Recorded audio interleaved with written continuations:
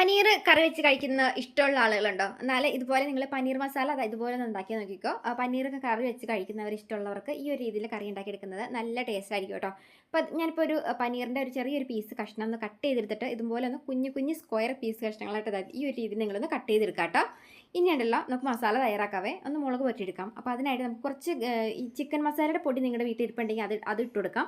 അതല്ലെങ്കിൽ നമ്മൾ ഗ്രാമ്പു വിലക്ക പട്ട പൊടിച്ചിട്ടുണ്ടല്ലോ അത് ഇട്ട് കൊടുത്താലും മതി. പിന്നെ കുറച്ച് കോൺഫ്ലോർ, കുറച്ച് മഞ്ഞൾപ്പൊടി, മുളക് പൊടി, ആവശ്യത്തിന് ഉപ്പും കൂടെ ചേർത്ത് വെച്ചിട്ട് ഇത്തിരി വെള്ളം ഒന്ന് തളിച്ച് കൊടുത്തിട്ട് ഇതുപോലെ ഒന്ന് മസാല പുരട്ടിയിട്ട് കുറച്ച് എണ്ണയിലേക്ക് ഇട്ടിട്ട് ജസ്റ്റ് ഇതുപോലെ നമ്മൾ മീൻ ഇറച്ചിയൊക്കെ ഒന്ന് ഫ്രൈ ചെയ്തെടുക്കത്തില്ലേ അതുപോലെ ഒന്ന് ഫ്രൈ ചെയ്തെടുത്ത് മാറ്റി വയ്ക്കാം കേട്ടോ.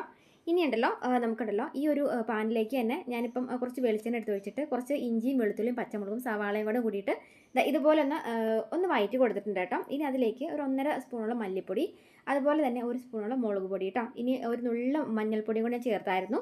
ഇനി നമുക്ക് ഇതിനകത്തേക്ക് കുറച്ച് കുരുമുളക് പൊടി ഉണ്ടെങ്കിൽ ഇട്ട് കൊടുക്കാം. അതല്ലെങ്കിൽ നമുക്ക് കുറച്ച് ഗ്രാമ്പു വിലക്ക പട്ട പൊടിച്ചുണ്ടല്ലോ അല്ലെങ്കിൽ ചിക്കൻ മസാലയുടെ പൊടിയാണെങ്കിലും മതി. ഒരു നുള്ളിട്ടിട്ട് നന്നായിട്ടൊന്ന് കൂട്ടി ഇളക്കി മിക്സ് ചെയ്ത് കൊടുത്തതിന് ശേഷം ആവശ്യത്തിന് ഉപ്പും ഒരു നുള്ളി വെള്ളം കൂടെ ചേർത്ത് കൊടുത്തിട്ട് ഒന്ന് മൂടി വെച്ചിട്ട് ഗ്രേവി ഒന്ന് സെറ്റ് ആവാനായിട്ടൊന്ന് വെയിറ്റ് ചെയ്യാം കേട്ടോ.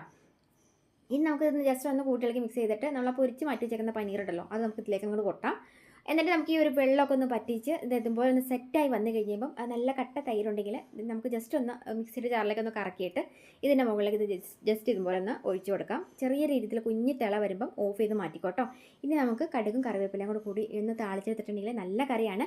പനീർ മസാല ഉണ്ടാക്കുന്ന ഇഷ്ടമുള്ളവർക്ക് ഇഷ്ടപ്പെടും കേട്ടോ.